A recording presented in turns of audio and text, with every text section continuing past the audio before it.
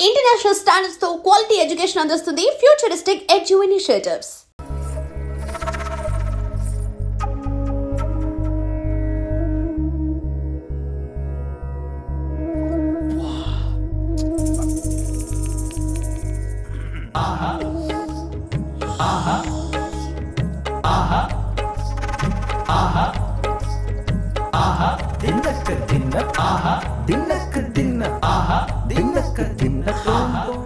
ఎవరు గొప్ప వారికే పక్క.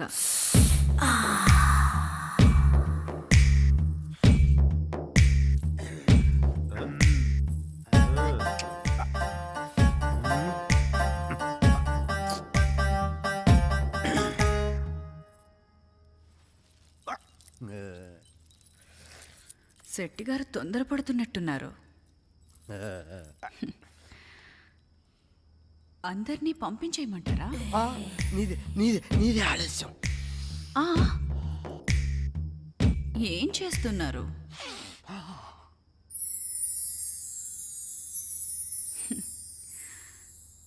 మిగతా బావల మనసు చూడాలి కదా.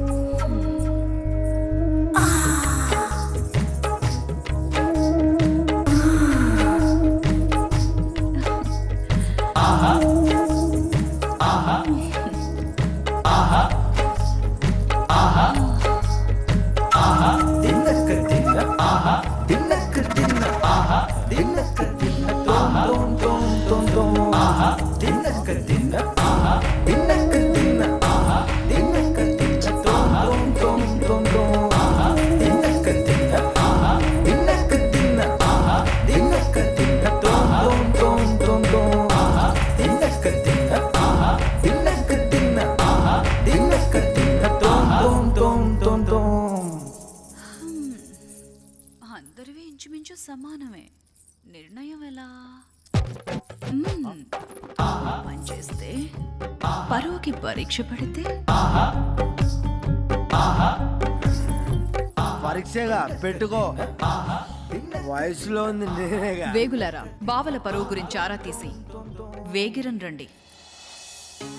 వేగుల ఆరాలో అప్పటికి ఏ బలహీనతలు లేని ప్రజలు ఏ స్వార్థం లేకుండా దానం చేసే నరసింహ అనే 2 ఎకరాల రైతు గొప్పవాడు అని చెప్పారు. స్వార్థం లేకుండా దానం చేస్తే గొప్పోడైపోతాడా? పక్క దక్కే ఋషుడిక్కడ లేడనుకుంటా.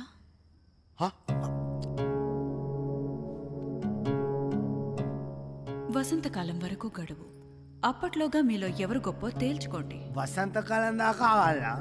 ఆ పైన నరసింహానికి కబురెళ్తుంది. సరే, ఏం చేస్తాం? గడువుల్లోగా ఎలాగైనా గొప్ప అనిపించుకోవాలని పెద్దలు రకరకాల దానాలు మొదలుపెట్టారు.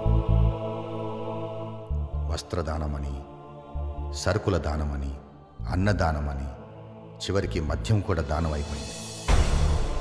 రోజు రోజుకి పోటీ పెరిగిపోయింది. ప్రజలు వృత్తులు మానేసి ఉచితానికి మద్యానికి బానిసలయ్యారు. ఇదంతా చూస్తున్న మంచితనానికి పిచ్చెక్కినట్టయింది. వసంతకాలం రానే వచ్చింది. వసంతకాలం వచ్చింది, అమ్మాయి రాదే. ఏం శెట్టి గారు, ఈసారైనా గెలుస్తారా లేక పస్తేనా? నీదే ఆలస్యం. మళ్ళీ పూలతోనే ఆడుకుంటున్నారు శెట్టి గారు. అరే, పట్టి జారిపోయింది. కట్టన గట్టిగా. ఇది పెట్టి సరిపెట్టుకుంటారా? నాకు నువ్వంటేనే ఇష్టం.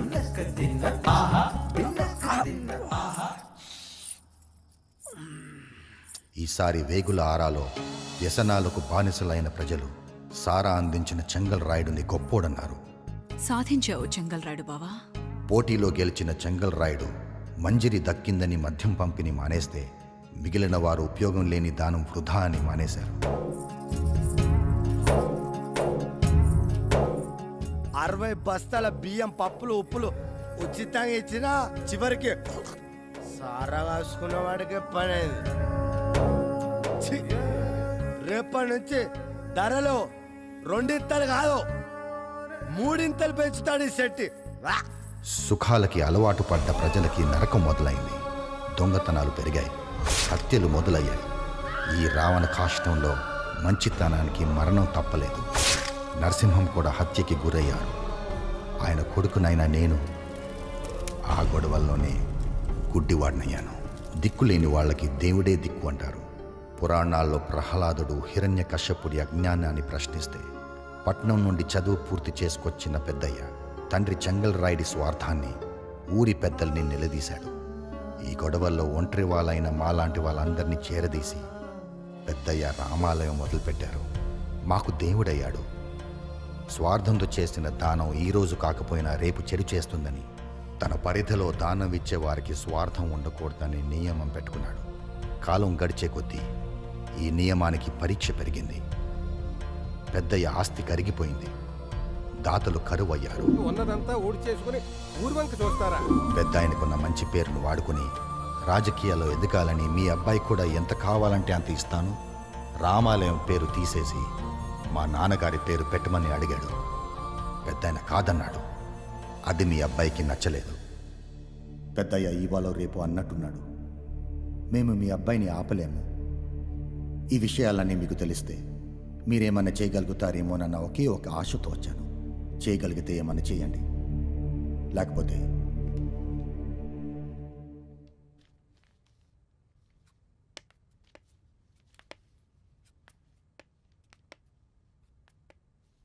ఆఖరిగా ఒక్క మాట. నాయకులు 3 రకాలు. నేనున్నానని నిలబడి సమాజాన్ని నడిపించేవాడు మొదటి రకం. గెలిచిన మర్నాడే సమాజాన్ని నీ చావు నువ్వు చావుమని తన సుఖాన్ని చూసుకునేవాడు రెండో రకం. వెంబడే వస్తుంది కదా అని సమాజంతో వ్యభిచారం చేయించేవాడు మూడో రకం. మీ అబ్బాయి ఏ రకం నాయకుడు అవ్వాలనుకుంటారో మీ ఇష్టం.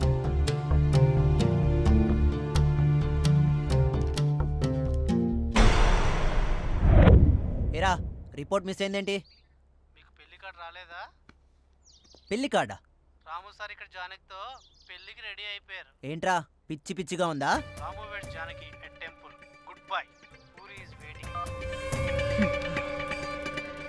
రైట్, వీళ్ళ వల్ల కాదు కానీ మన వేరోజులో నుంచి సరే బావా, నువ్వు నలుగురిని తీసుకెళ్ళి ఆ రాముగాడి సంగతి చూడు. ఆ జానకి సంగతి, ఆ బావగాడి సంగతి నేను అలాగే చూస్తా. బావా.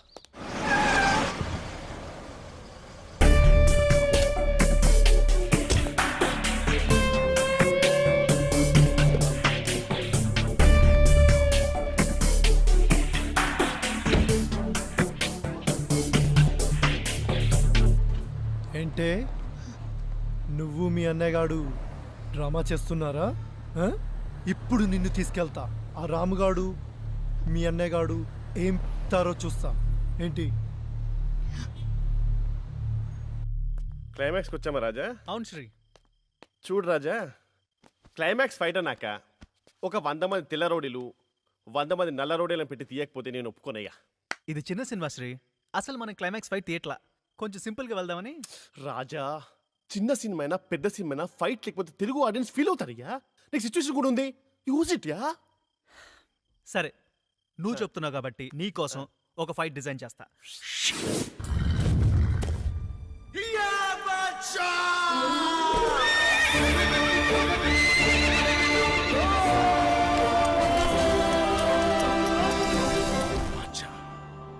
శివరాన్ని పరువు కాపాడాలరా. చల్.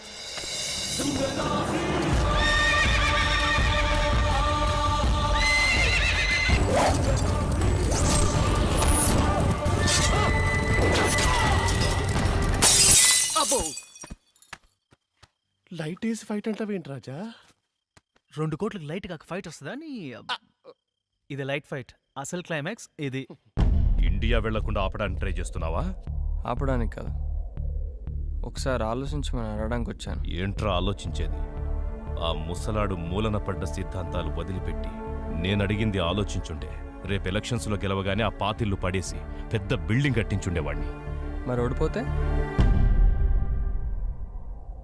అయినా నీకు కావాల్సిన రామాలయం కాదు, పెద్ద ఆయన పేరుతో పడే ఓట్లు. నీ గెలుపు నీ ఓటమి అంతా నీ స్వార్థమే. ఉపయోగం లేని మంచితనం ఎవ్వడికి అవసరం లేదురా. అందుకే కళ్ళు లేని నీ బాబు తప్ప కళ్ళున్న వాడెవడు ఆ రామాలయం వైపు చూడ్డం లేదు. అంతా అవకాశాన్ని అందిపుచ్చుకోవడం, ఎదగడం అంతే. నిజమే, కానీ పాపం ముసలానికి ఏం తెలుసు ఈ లోకంలో స్వార్థం లేని మనుషులు ఇంకా లేరని, ఆశపడటం అనవసరం అని. నువ్వు రాజకీయాల్లోకి ఎదగాలనే స్వార్థంతో రామాలయానికి 50 లక్షలు ఇవ్వడానికి చూసావు. నేను మా నాన్నకి ఇచ్చిన మాట కోసం రామాలయాన్ని పెద్ద ఆయన్ని ఎలాగైనా దక్కించుకోవాలనే స్వార్థంతో ప్రేమించిన నీ చెల్లిని కూడా వదులుకోవడానికి సిద్ధపడ్డాను. కొందరి స్వార్థం రామాలయం పుట్టుకకు కారణం అయితే నీ స్వార్థం అదే రామాలయం చంపేసింది.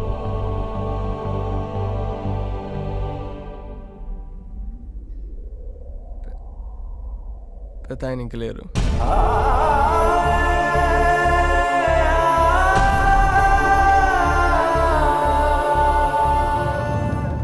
ఇక్కడ జరుగుతున్న దానికి 2 పరిష్కారాలు. 1 నేను డబ్బు సంపాదించడం, లేదా 2 నీ మార్పు. కానీ ఈ 2 కాలంతోనే ముడిపడి ఉన్నాయి. ప్లాన్ చేస్తే రావు. కానీ అదే కాలం చెడువైపు తొందరపడుతోందని గ్రహించలేదు. పెద్ద ఆయన కోల్పోయాం. ఇప్పుడు ఆ పిల్లలు అనాథలు కాకుండా ఉండాలంటే అది ఒక నీ వల్లే జరుగుతుంది. ఆలోచించు. నువ్వు నీ బాబుకు మళ్ళీ పనికిరాని కథలు చాలా చెప్తున్నావు. అయినా నాకు కావాల్సింది ఒక్కటే, నేను ఎదగాలి, నా ఫ్యామిలీ పేరు నిలబెట్టాలి, అంతే. పేరా? ఇలాగా? హ. తల్లి జన్మనిస్తే తండ్రి దారి తప్పకుండా ఎదిగేలా చూస్తాడంటారు. కానీ తండ్రి పేరు చెప్పి దారి తప్పిన నిన్ను ఇప్పుడు నీ తల్లే మార్చాలి. చంప చెల్లు అనిపించాయినా.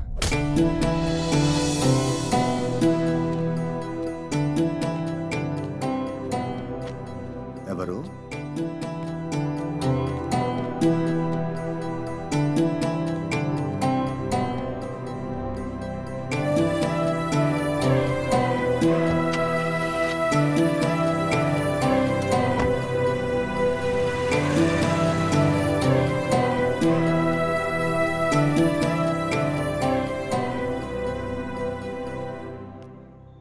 ఎవరిది? కాకి మారినట్టున్నాడు మనిషి. కాలం ఎన్ని మార్పులైనా తెస్తుంది.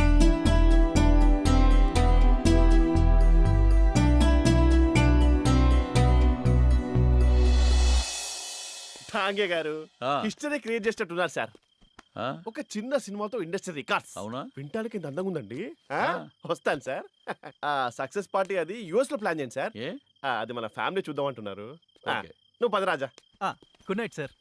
రాజా, tomorrow will go through minutes. Yes sir. Okay sir. Sir bye. Bye. Dange గారికి భలే కదే. చేప చిక్కాలంటే ఎరచాలు, మరి డాంగే చిక్కాలంటే రాజా 50 days US లో 10 days ఇండియాలో 50 years బ్యాక్ ఫ్లాష్ బ్యాక్ ఒక ఐటమ్ సాంగ్ బాలు గారు పాడిన పాట. ఇవన్నీ 2 కోట్లకు వస్తాయంటే నువ్వెలా నమ్మేవరా? 2 అని చెప్పడం 20 కీట్ చేయడం.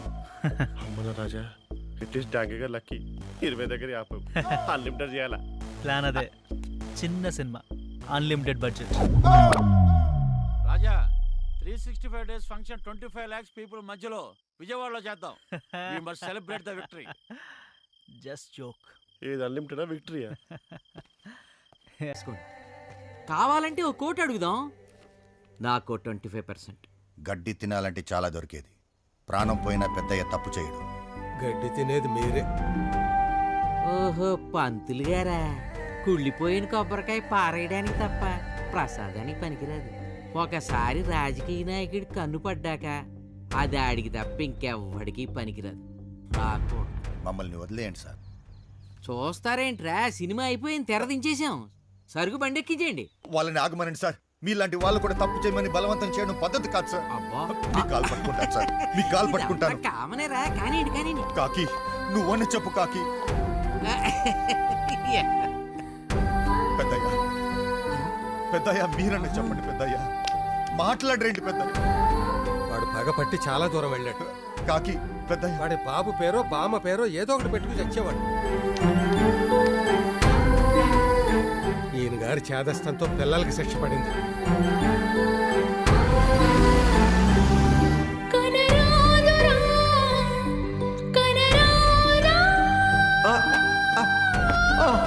అయ్యయ్యో. నారాయణ నారాయణ పెద్ద ఆయన పడిపోతున్నాడు, రావయ్యా.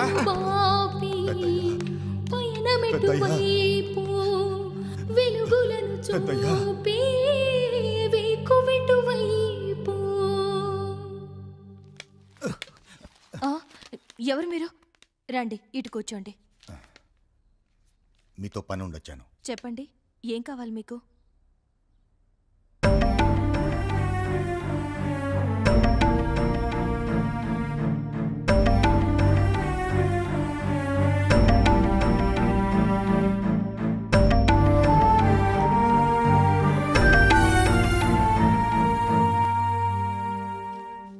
నా మీదకి వచ్చి దమ్ములేక రామాల మీదకి వెళ్తాడు. నేను ముందే చెప్పాను కదరా, నన్ను రెచ్చగొట్టు. మళ్ళీ ఏం జరిగింది? ఇడు నా మీద కోపం పెద్ద మీద చూపిస్తున్నాడు. రాము, రాయ్ రేపు కనుక పిల్లలు వెనక్కి రాలేదో నీ సంగతి చూస్తా. యూజ్ లేదు, ప్లీజ్ రాము పద.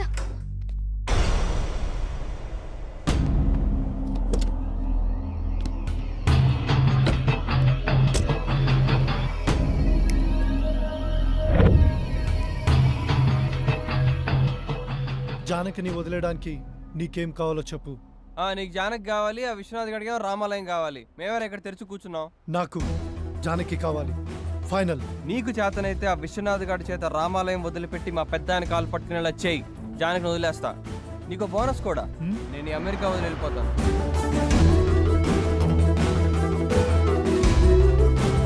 నువ్వు టికెట్ బుక్ చేసుకో, నీ పని అయిపోయినట్టే. తేడా ఏదైనా జరిగిందో పనోడి జీతం కొట్టేయడం నీ లక్షణమేమో కానీ ఇచ్చిన మాట నిలబెట్టుకోవడం ఈ రాముగాడి లక్షణం.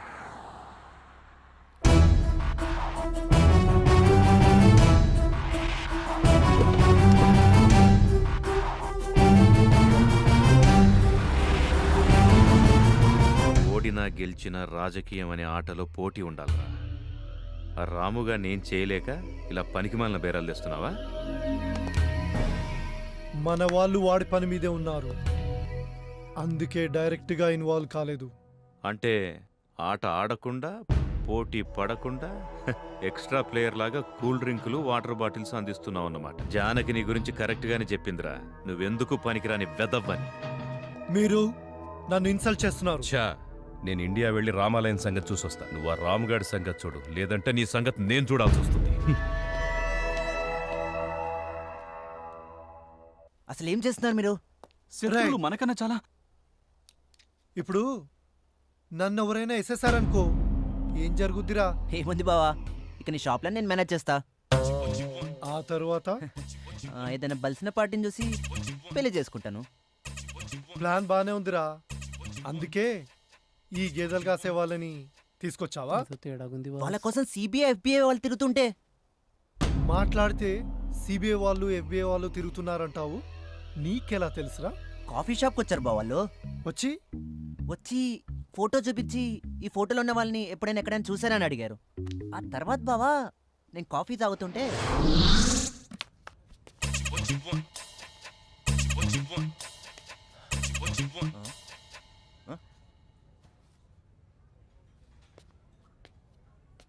ఇందుకు కాదురా భారతదేశం పడింది. ఈ నా కొడుకులు పక్కన సిబిఐ వాళ్ళు చూడలేకపోయారు.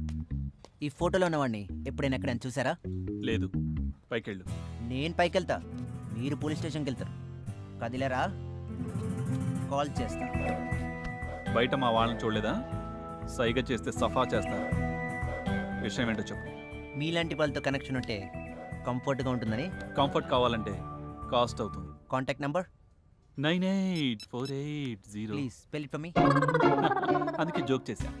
5136044708. గుడ్, కాంటాక్ట్లో ఉంటా. నా నెంబర్ సేవ్ చేసుకోండి. మీ నెంబర్ మాడితే అప్డేట్ చేయండి. మీరు చాలా స్మార్ట్ సుమి. ఆ విషయం మా బావకి తప్ప అందరికీ తెలుసు. ఏంటి బావా? ఏదిరా ఆ సిబిఐ ఎఫ్బిఐ ఫోన్ కార్డ్? నువ్వు ఇలా అడుగుతావనే నేను జాగ్రత్త పెట్టుకున్నాను. ఇదిగో. అది సిబిఐ ఎఫ్బిఐ ఫోన్ నెంబర్ కాదు కదరా.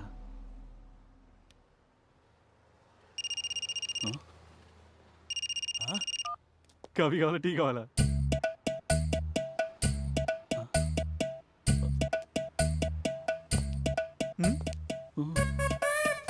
కర్రలు కావాలా? మార్కెటింగ్. ఆగండి సార్, ఇప్పుడు మీ సేల్స్ వీక్గా ఉన్నాయనుకోండి, మీరేం చేస్తారు? మార్కెటింగ్. మేమే అంతే, వర్క్ లేదు, ఏం చేయాలో తెలియలేదు. అప్పుడు మావాడే ఈ బ్రిలియంట్ ఐడియా ఇచ్చాడు. మరి ఈ కార్డు సిబిఎఫ్బిఎత్ కాదా? రేయ్, ఇంత చెప్పిన తర్వాత కూడా ఈ కార్డు ఎబ్బే వాళ్ళది కాదా అని అడుగుతావేంట్రా? కొంచెం వాడు. మరి ఆ రోజు వచ్చిన వాళ్ళు? రేయ్, నా వల్ల కాదురా, నువ్వు చెప్పు. సిబిఐ ఎఫ్బిఐ ఎప్పుడైనా ఎక్కడైనా చూసావా? లేదు. చూస్తే ఈ నెంబర్కి ఫోన్ చెయ్యి. చెయ్యను. ఏ ఎందుకు? మొహానికి గుడ్డ కట్టేసుంటే ఎట్టా చెప్పేది? ఇప్పుడు ఆ, ఇప్పుడు చెప్తా. మీకు ఈడు కావాలంటే నాకు ఇది కావాలి. ఇంకో కాపీ ఉందా? లేదు బాస్. $5 అవుద్ది. $2 ఇస్తా. 2.5 ఫైనల్. ఇందా. మీరు సిబిఎఫ్బిలా లేరు. మరి శనగలు పకోడీలు అమ్ముకునే వాళ్ళు మళ్ళీ ఉన్నారు.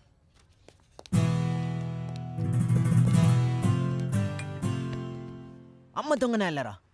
చూసావు బావ నేను ఎంత డౌన్ చేశారో?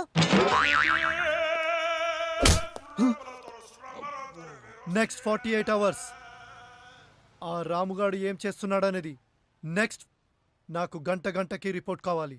ఇందులో ఏదైనా తేడా వచ్చిందో నీకు పడతా పెద్ద పెద్ద కర్రలు.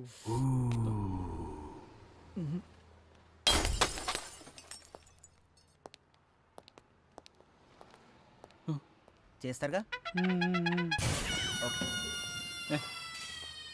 ఎవడరా వీళ్ళకి వీసా ఇచ్చింది? నీకు ఇచ్చిన చెయ్యి.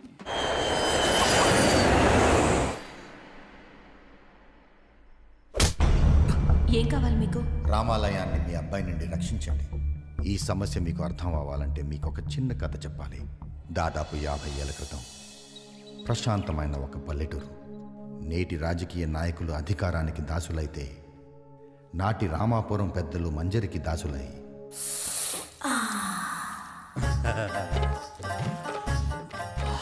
మల్లెపూల మజా.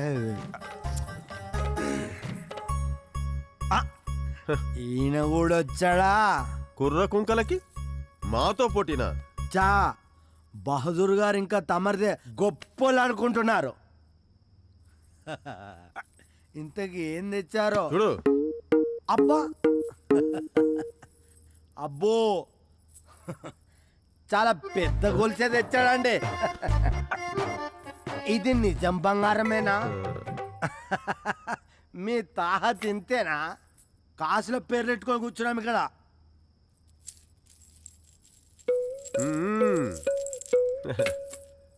అబ్బా పొలాలు ఆక్రమించుకునే వాళ్ళు కూడా వచ్చారన్నమాట. పొలానికి పూలకి తేడా తెలుసుకోవాలి. మరి పొలానికి గట్లేసుడు కాదు, మంజరిని గెలవడం అంటే. ఓహో అబ్బా దళారులు కూడా వచ్చారు. చిచి దేశానికి దరిద్రం పట్టింది. పూటకి గతి లేదు కానీ పెళ్ళికి పల్లకి కావాలన్నాడంట. ఆయన మీ గురించి నాకెందుకులే,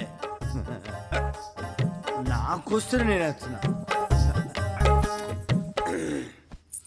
రసికరాజులకు స్వాగతం.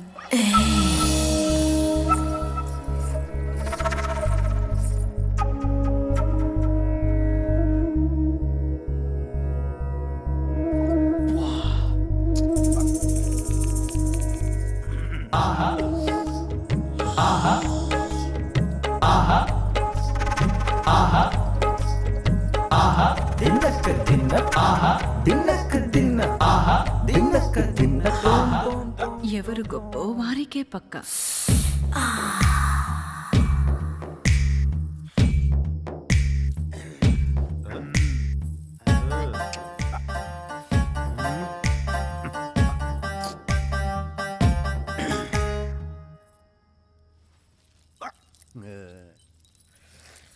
శెట్టి గారు తొందరపడుతున్నట్టున్నారు. అందరినీ పంపించేయమంటారా? నీదే ఆలస్యం. ఆ, ఏం చేస్తున్నారు?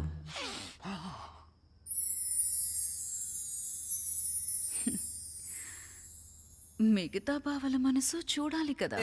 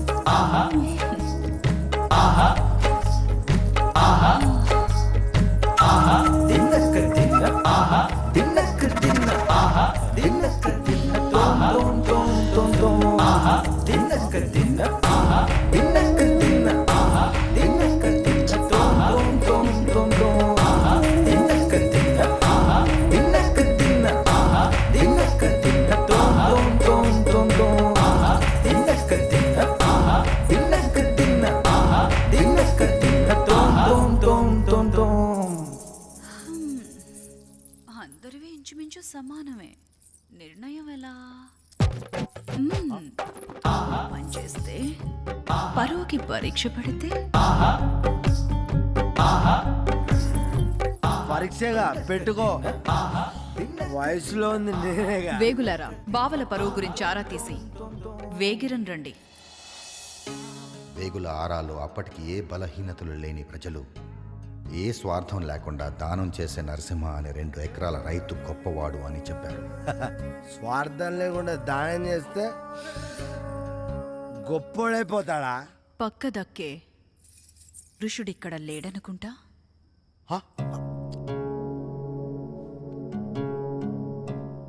వసంతకాలం వరకు గడువు.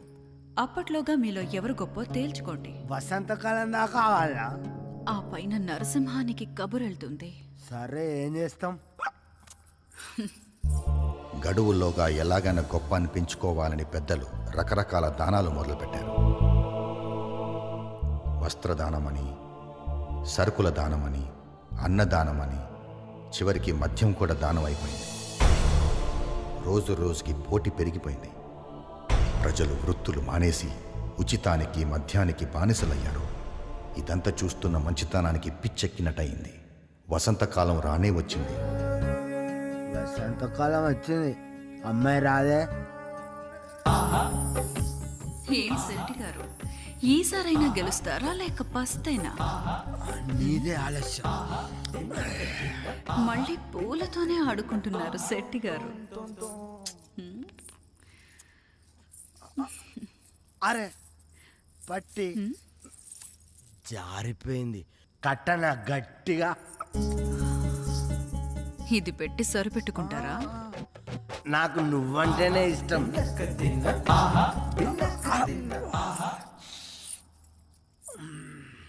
ఈసారి వేగుల ఆరాలో వ్యసనాలకు బానిసలైన ప్రజలు సారా అందించిన చెంగల్ రాయుడుని గొప్పోడన్నారు. సాధించావు చెంగల్ రాయుడు బావా. పోటీలో గెలిచిన చెంగల్ రాయుడు మంజిరి దక్కిందని మద్యం పంపిణీ మానేస్తే మిగిలిన వారు ఉపయోగం లేని దానం వృధా అని మానేశారు. 60 బస్తాల బియ్యం, పప్పులు, ఉప్పులు ఉచితంగా ఇచ్చినా చివరికి సారా కాసుకున్న వాడికే పని అయింది. రేపటి నుంచి ధరలు 2 ఇంతలు కాదు 3 ఇంతలు పెంచుతాడు ఈ శెట్టి. సుఖాలకి అలవాటు పడ్డ ప్రజలకి నరకం మొదలైంది. దొంగతనాలు పెరిగాయి, హత్యలు మొదలయ్యాయి. ఈ రావణ కాష్టంలో మంచితనానికి మరణం తప్పలేదు. నరసింహం కూడా హత్యకి గురయ్యారు. ఆయన కొడుకునైనా నేను ఆ గొడవల్లోనే గుడ్డివాడినయ్యాను. దిక్కులేని వాళ్ళకి దేవుడే దిక్కు అంటారు. పురాణాల్లో ప్రహ్లాదుడు హిరణ్యకశ్యపుడి అజ్ఞానాన్ని ప్రశ్నిస్తే పట్నం నుండి చదువు పూర్తి చేసుకొచ్చిన పెద్దయ్య తండ్రి చెంగల్ రాయుడి స్వార్థాన్ని ఊరి పెద్దల్ని నిలదీశాడు. ఈ గొడవల్లో ఒంటరి వాళ్ళైన మాలాంటి వాళ్ళందరినీ చేరదీసి పెద్దయ్య రామాలయం మొదలుపెట్టారు. మాకు దేవుడయ్యాడు. స్వార్థంతో చేసిన దానం ఈరోజు కాకపోయినా రేపు చెడు చేస్తుందని తన పరిధిలో దానం ఇచ్చే వారికి స్వార్థం ఉండకూడదని నియమం పెట్టుకున్నాడు. కాలం గడిచే కొద్దీ ఈ నియమానికి పరీక్ష పెరిగింది. పెద్దయ్య ఆస్తి కరిగిపోయింది. దాతలు కరువయ్యారు. ఉన్నదంతా ఊడి చేసుకుని ఊర్వంక చూస్తారా? పెద్ద ఆయనకున్న మంచి పేరును వాడుకుని